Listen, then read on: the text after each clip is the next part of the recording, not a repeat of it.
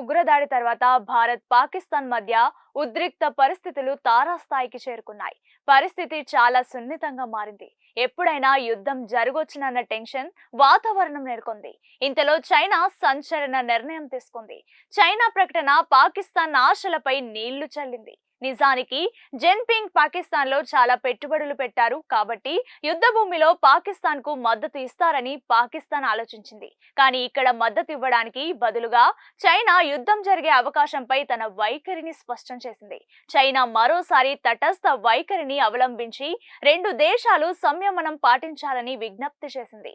ఈ ప్రాంతంలో శాంతిని పునరుద్ధరించడానికి సహాయపడే ఏ దశకైనా మద్దతు ఇస్తామని చైనా విదేశాంగ మంత్రిత్వ శాఖ స్పష్టం చేసింది.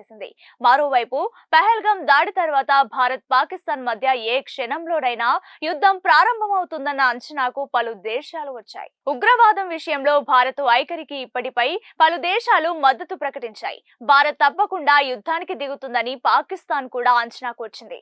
భారత్ ను తట్టుకోవడం చాలా కష్టమన్న విషయం పాకిస్తాన్ కు తెలుసు. అందుకే ఎన్నో దేశాల మద్దతును పాకిస్తాన్ కోరుతోంది. సరిహద్దులో సైన్యాన్ని మరింత పెంచినట్టు పాక్ రక్షణ శాఖ మంత్రి ఖవాజా ఆసిఫ్ తెలిపారు. యుద్ధం జరిగితే అణ్వాయుధాలను రెండు దేశాలు ఉపయోగించే అవకాశం ఉందని, అందుకే యుద్ధాన్ని కోరుకోవడం లేదన్నారు.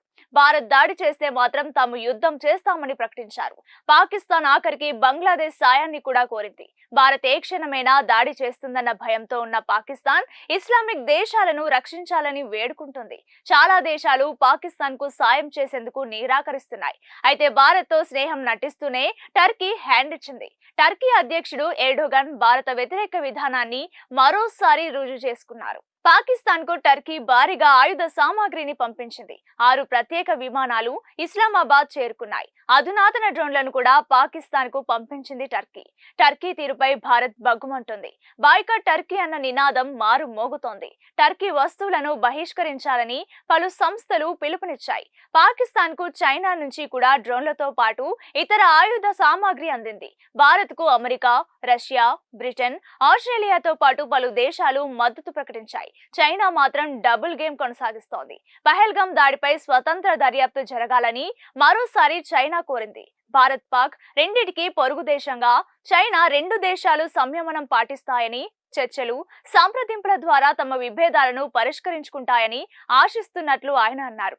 మరోవైపు ఫ్రాన్స్ మాత్రం భారత్ కు అండగా నిలుస్తోంది. 26 రాఫెల్ మెరైన్ యుద్ధ విమానాల కోసం భారత్ తో ఫ్రాన్స్ సంతకాలు చేసింది. అదే విషయం.